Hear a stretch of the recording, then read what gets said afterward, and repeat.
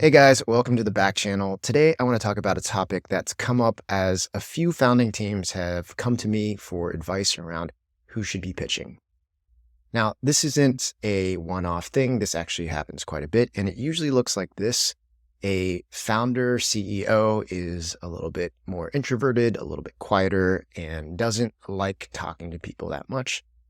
So with a co-founder or someone who works on the team that is a little bit more gregarious and outgoing, they wonder if that person should actually be the person to go pitch and lead a fundraise. Now, my perspective on this is that almost always, with very few exceptions, the CEO has to and should be the one leading a fundraising and doing all the first pitches. Now, why is that? Well, there are a couple things that are really key to this idea and why it's so important. The first is that you've probably heard the cliche that it's the jockey, not the horse. It's all about the leader and the person that's going to be calling the shots, making the decisions. And for an investor to get really comfortable with an investment, it's not so much about the product and the company. Of course, that's important, but they need to know who is driving the ship, who they can count on, who's going to be the person to really push through and execute at the end of the day. A salesperson, a gregarious person isn't going to be that person. And so all they can do is tell you the great story around the product and where the company is going. But a VC can't look that person in the eye and say, is this person going to get it done? That's the first reason why the CEO being the lead is so important and why VCs will kind of shake their head at listening to pitches that don't come from the CEO. Okay, so I've actually struggled with focus my entire life, which might be surprising to some people because I got good grades, went to good schools, got good jobs. But really, I was able to get that far in spite of myself. It's been a struggle all my life, and that struggle really came to a head once I became an entrepreneur. At that point, there was too much going on. I couldn't overpower my lack of focus. So I tried a bunch of things, planning apps, coaching, but nothing really made a dent. And then I started hearing about this special productivity drink, Magic Mind, and was super skeptical.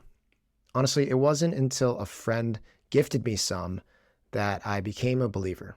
When you take a little bit of this stuff, it's hard to describe, but there's like this feeling of focus that just washes over you, where all the things that normally distract you no longer do. And honestly, it's been a game changer for me.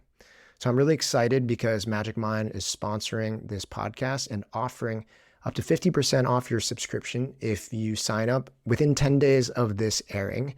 All you have to do is go to magicmind.co/funded or use funded as your promo code when you're checking out. Hope you guys try it out and that you like it as much as I do. The second is, as we're thinking about the CEO is going to be the person that recruits many of the first employees for a very long time.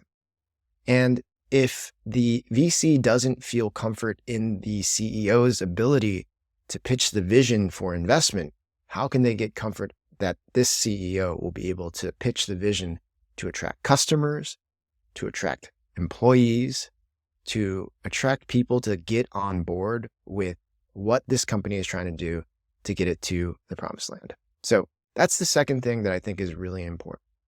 Now, what are the exceptions to this? I think there are very, very few exceptions.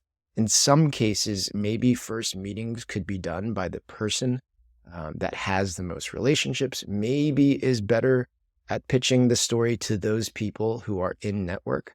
But even in those situations, the CEO is going to have to play a major role in the fundraise and the pitching.